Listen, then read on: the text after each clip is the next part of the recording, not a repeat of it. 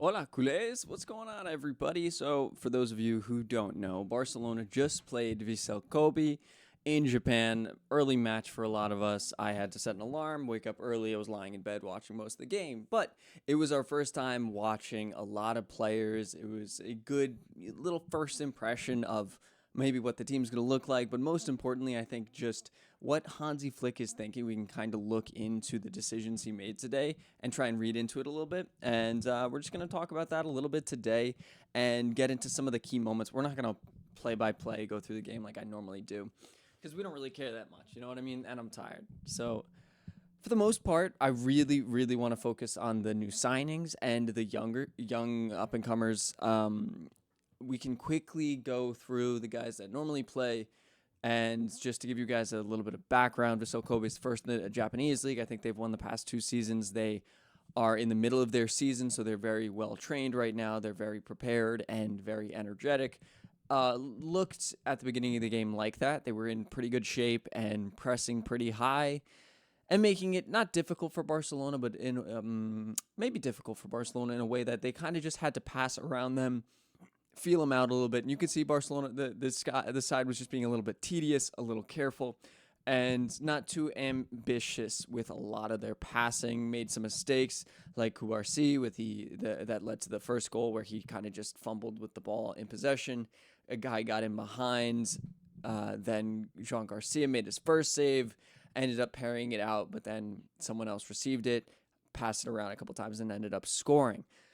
For the most part, though, I think the team did look really good. And a lot of the youngsters and the new guys looked awesome. And I'm really excited to talk about it. But we're going to have to start with Rashford. I think he's the guy that a lot of us paid the most attention to in preseason. There's a ton of excitement online right now. And about him, videos about him are getting hundreds of thousands of views, and rightly so. He's a very exciting player. And though the deal that Barcelona signed with him is looking more and more less appealing, after watching him, I'm much more comfortable with it. I really do think he is still a fantastic player. And at the very least, he's electric. And he plays a little bit differently. His close control isn't as good as the guys, most of the La Masia guys and, like other wingers that we have. And a lot of the play he has is electric, and I could see maybe Hansi Flick getting frustrated with that. He didn't look particularly frustrated, but it looked like Rashford was working on a little bit different of a wavelength, which makes sense. He's been with the team for 2 weeks now, maybe a week, so it's not necessarily a fair representation of how he'll connect with the side. However, he was an incredible outlet. He was putting some pretty good balls in there for Lewandowski to run onto, tried to pass it over to Rooney, and looked really good. It's a shame he didn't get to play with Lamine and Balde, but this guy, he is incredibly fast. He's really, really fast. I know I've said that before. We knew that. It's different seeing that on the front line for Barca because we see Rafinha, but I feel like Rafinha is a different kind of fast, if that makes sense, in a way that Rashford just looks like a powerful runner. And Rafinha, maybe his acceleration isn't as high, but the top speed he gets to is high, or I don't know. It's just maybe it's the opposite. I don't know. It just seems Rashford. I'm not even gonna. There's no reason to compare him. Rashford looks great, and it's not like he created the most chances, but he had a few opportunities, put some solid strikes on the ball. Looks very confident and sure of himself, in a way that I think will make him succeed at Barcelona, where Ansu hasn't looked confident or sure of himself in a while, and I feel like that's one of the real pieces that was holding him back. That's what Rashford seems to have right now, and even if it's not clicking yet or anything, this was a preseason match. There's not that big of a deal. I do think Rashford is going to be a sick signing. I know his contract is a little bit higher than we would have hoped, but for a 28-year-old, I originally said he was 26 in my first video on him. That's because the FB ref stats were listing him last season as 26, but they do their aging a little weird, so it was misrepresented to me. I'm really excited to see him, and if we have to pay $35 million for him at the end of the year, I don't really think that's the worst deal at all, especially when we got some promising players coming up. First and foremost, I really think Rooney Barchi looked great. He ended up scoring a really, really solid finish with his left foot, putting it across the keeper in a way you see Lamine do a lot. And He was dribbling really well, was a lot in his, he came on in the second half. When he did come on, he seemed a little bit, when he got into the play, he didn't do a ton. Maybe he just dribbled backwards to hold possession, and he did good at that. But later on, he was finding a little bit more space. He looks really, really solid on the ball in a way that I think replicates Lamine Yamal's play style enough. That doesn't mean he does it as well. That's not the point. The point is he replicates that play style in a way that I think is very healthy for this team to be able to rotate, which is one of the main things that I loved about today, right? I think I've talked about it before, but one of the things that helps PSG and Chelsea go so far, compete in the Club World Cup, and win, their cup matches, their European Cup matches, was the fact that they had a whole second team, basically. Chelsea, we know their spending habits have been ridiculous. PSG have an entire second team of wingers alone. And for that reason, they can rotate the guys. And PSG had a little bit unfair where they didn't need to care about Liga for 3 months. So they were playing a different football game than everybody else was. Barcelona today were able to field 2 different 11s that I feel like on any day in La Liga could have gone out there and played. There was that much depth, and we were still without Marc Bernal, who traveled with the team but is still rehabbing, still getting up to scruff. I would expect to see him probably before the end of preseason in one of these matches, by the way, which you can watch on YouTube if you want. They YouTube FC Barcelona offers a membership on their YouTube channel that you can join, and then you get to see. It's $10 a month, and then you can see all the preseason games. Or you could just watch my videos to recap them. They're at weird times because they're in Asia, and it's not the most wild football, but it, for guys like me, it gives me a good insight into what to talk about and where we can go from this team. I also really want to talk about a lot of these youngsters. Also, we'll go to Joao Garcia in a little bit, but the outfield players, I thought Gavi looked really solid. He helped lead the midfield with Pedri. He looked good recovering the ball. We've talked a lot about wanting him to get more of a more important role this season. And the thing is, Barcelona have so much depth in the middle, especially with Bernal coming back, like Pedri, Casado, Frankie, Gavi, and now Bernal. That's a lot of guys to play in basically 2 positions, because the number 10 position is a completely different spot, where basically Dani Olmo, Fermin, and maybe Rafinha and potentially João Fernandes as well this season are going to be playing. So there's a lot of depth there, and Gavi is not necessarily going to get the most minutes I would expect this season, but I think his responsibility is going to go up a lot. Today he looked very healthy, and I hope just that he keeps thriving. But I was really impressed by this guy, Joffre Torrance.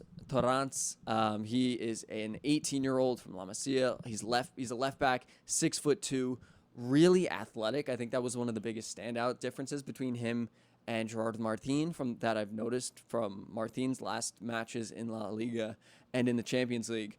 Torrance just seemed faster, seemed a little bit more agile, just more athletic, I think is a good representation of who he is. Again, still an 18-year-old, 3 years or 4 years younger than Martin, and Hansi does like Martin. Martin did only come in the last couple minutes. Balde played the entire first half, so I'm really interested to see how he manages those guys. With Torrance being so much younger and already having Balde there, I would expect Martin to probably be pushed out of this team. Ultimately, though, it leads to how well Joffre is able to show himself this year. I think it's really promising, though. I think he's really good. I've heard a lot of talk about him before this match, and so he's a guy to keep your eye on for the rest of preseason and going into next season. I would expect to see him more because I think he's a little bit more of a profile or just a player that feels like it fits this side, especially when you have a defensive right back like Koundé or Eric Garcia playing on the other side, which is what it seems like we're going to do. The back line looks solid. We saw Christensen get some minutes, had a few knocks. He got hit in the head, but looked fine overall. Araujo looked fine as well, more or less. Kouarsi, again, made that mistake, but overall looked very solid. And Inigo looked really, really solid. Lamine Yamal, again, same thing. They were kind of forcing everything in the beginning, but he was finding space. He was dribbling his man. These guys looked a little rusty, especially those first 11, but seeing Pedri and all these other guys just get out there with Rashford, with Rooney, and then Balde, see him getting another run out was really, really nice to see. Dani Olmo looked good. I thought Fermin looked great. It's really bringing into question what this team is going to look like next year. I would expect to see a lot of rotation, a lot more than we saw last year, where Lamin's not going to play every single match. He's probably going to want to because that's the player he's kind of becoming. And that's not a bad thing, but I want to see these players rotated no matter what. And I really think that is a really good note to take forward into next season, into the Champions League, into competing in all these competitions, something I really desperately want to see, and something I think having this much depth will be really good for. And it's making me feel like I don't think we missed making a fullback signing at all. I think we came away from this transfer window very comfortable. Comfortable is not the right word, but very solidly off. It would have been nice to be able to ensure a registration of these players, bring in potentially Nico Williams as might be a quicker fit to the team and will be more long-term than Rashford. However, Rashford does look really good, and at 28 years old, he's no slouch. And if he can get to the heights that we've seen him get to, and I really have no reason to believe he can't, especially in a team playing with Lamine Yamal and Rafinha and all these other guys that attract so much attention, unlike when he played for Aston Villa and Manchester United, he was more of the guy. I think it could be really promising for him, and at 35 million euros, which is his option to buy for next year, I think that's a really, really solid deal. That brings us to João Garcia, which I wanted to save for last because I'm really excited about this guy.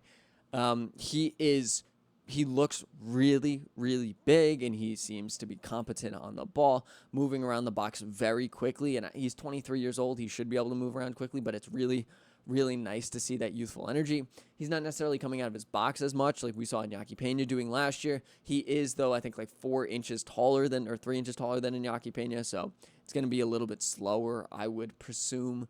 But he did look very solid. Made a couple really solid saves, nothing too wild, except that 1v1 save he did make where he, Ter Stegen always goes out into the little statue where his hand's up like this. Garcia kind of stretched all the way to his hand was to the same spot as his feet, so he was all the way down and blocked a shot because his hand was down there. It would have gone over his foot, and if his hand was up here, it would have gone under his hand, but he was able to get down there, and for a big man, that's great to see. He seems like everything that I've hoped. Again, don't want to jump the gun too much, but it's okay to be excited, right? It's okay to be happy with the way the game went, and I am very, very much so. And at the end of the game, we saw a certain La Masia player named Pedro Fernandez come in and score the final goal. Very solid finish and very promising player from what I've seen.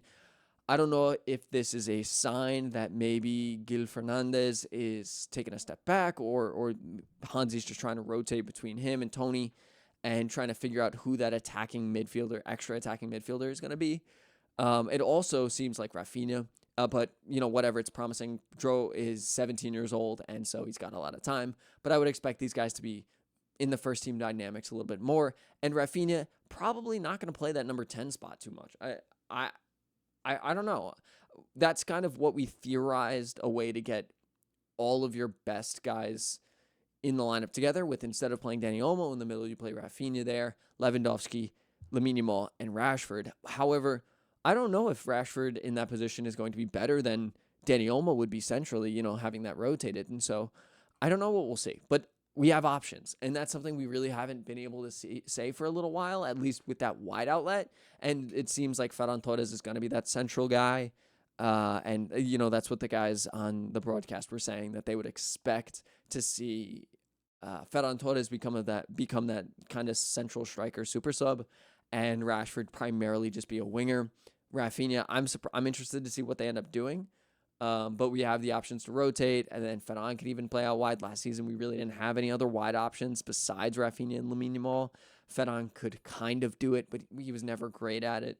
And Dani Olmo and Fermin could also do it, but again, not ideal, especially for guys that want to spread the defense and play that with. They're not really the type of players to excel. They're not the fastest, and they're not going to really beat guys like crazy in that position.